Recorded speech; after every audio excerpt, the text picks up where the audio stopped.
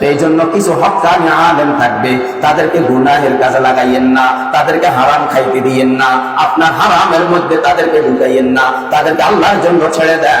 যার দোয়ার বদৌলতে আপনি বাঁচতে পারবেন, যার দোয়ার বদৌলতে আপনার সমাজ বাঁচবে, যার দোয়ার বদৌলতে এলাকার মানুষ বাঁচবে, যার চোখের পানির বদৌলতে আল্লাহ এলাকার আযাব দূর করে দিবে, যার চোখের পানির বদৌলতে আল্লাহ আপনার কবর আযাব মাফ করিয়া দিবে, যার চোখের পানির বদৌলতে আপনার আব্বা কবর আযাব আল্লাহ মাফ করিয়া দিবে।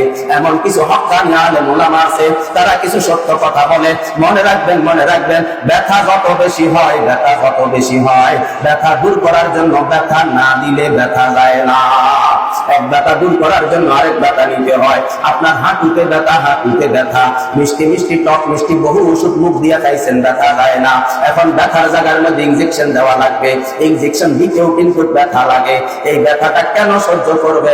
ওই যে কয়েক বছর থেকে যেই ব্যথা আপনার মধ্যে আছে, কয়েক বছরের ব্যথা দূর করার জন্য 1 মিনিটের ব্যথা নিতে হয়। আপনার শরীরে পোড়া উঠছে 1 সপ্তাহ ধরে ব্যথা, আপনার পিঠ বাঁকা হইয়া যায়, আপনার দাঁড় বাঁকা হইয়া যায়, আপনার পা বাঁকা হইয়া যায়, আপনি বসতে পারেন না, পোড়ার ব্যথা। এই ব্যথা দূর করার জন্য পোড়া টিপলে ব্যথা লাগে আমরা জানি। এই ব্যথাটা কেন সহ্য করি? চিরস্থায়ী ব্যথা দূর করার জন্য অস্থায়ী ব্যথা দেওয়া লাগে। আমার কথাগুলা যদি আপনার কাছে খারাপ লাগে রে দোস্ত, ও আব্বা আমার কথাগুলা যদি আপনার কাছে খারাপ লাগে, ও আম্মা আমার কথাগুলা যদি আপনার কাছে খারাপ লাগে, আমি না আসল ব্যথা দূর করার জন্য আপনাকে সাময়িক ব্যথা দিলাম। এই ব্যথা আমি আপনারে লজ্জা দেওয়ার জন্য দেই নাই, এই ব্যথা আপনাকে আমি শরম দেওয়ার জন্য দেই নাই, এই ব্যথা আপনাকে আমি ছোট করার জন্য দেই নাই, এই ব্যথা আমি আপনাকে লজ্জা শরমের মাথা খাওয়ার জন্য দেই নাই। এই ব্যথাটা দিছি যেন আপনার কলিজার মধ্যে একটু ধাক্কা লাগে, যেন আপনার কলিজার মধ্যে একটু ধাক্কা লাগে। যখন কোন জিনিস বাবার চোখের সামনে ছেলে নষ্ট করিয়া পালায়, তখন বাবা জিহ্বায় কামড় দিয়ে আফসোস করে, কলিজার মধ্যে একটা ধাক্কা লাগে। যখন সন্তান বাবার ব্যথা দেয়, মুরব্বীরা এসে জন বলে তুই তোর বাবার পাও ধইরা মাপসা, বাবাই বলে পাও ধইরা মাপসাইলে লাভ হবে কি?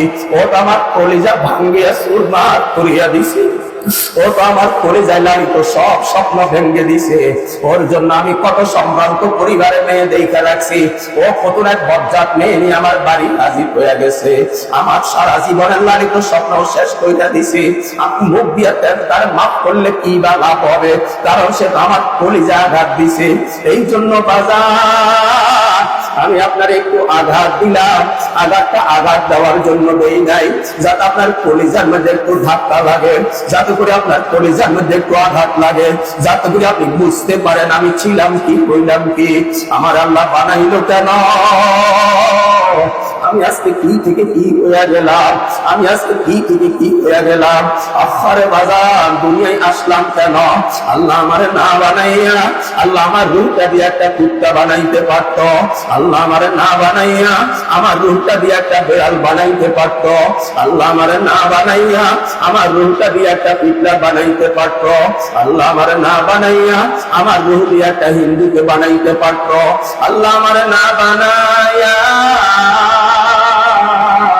আল্লাহ একটা খ্রিস্টান বানাইতে পারত, আল্লাহ একটা কাফের বেদিন বানাইতে পারত, আল্লাহ একটা নাস্তিক বানাইতে পারত। আরে একই ক্লাসে পড়তাম, আমার লাগে কত হিন্দু ছেলে ছিল, এরকম হয় না? হয়নি।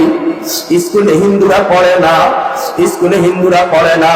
আরে এমনও তো আছে একই সময় মাদ্রাসায় পড়ছি, আল্লাহ পাক রব্বুল আলামিন উস্তাদদের দোয়া, মা বাবার দোয়া, আমাদেরকে সুন্নতি পোশাক আর দাড়ি নিয়ে চলার তৌফিক দান করছে, আমাদের সঙ্গে পড়ছে। এখন দাড়িও নাই, টুপিও নাই, নামাজও নাই, আছে না নাই? তো আল্লাহ আমারে বানাইলেন কেন? আমি দুনিয়াতে আসলাম কেন? আমার পরিচয় কি?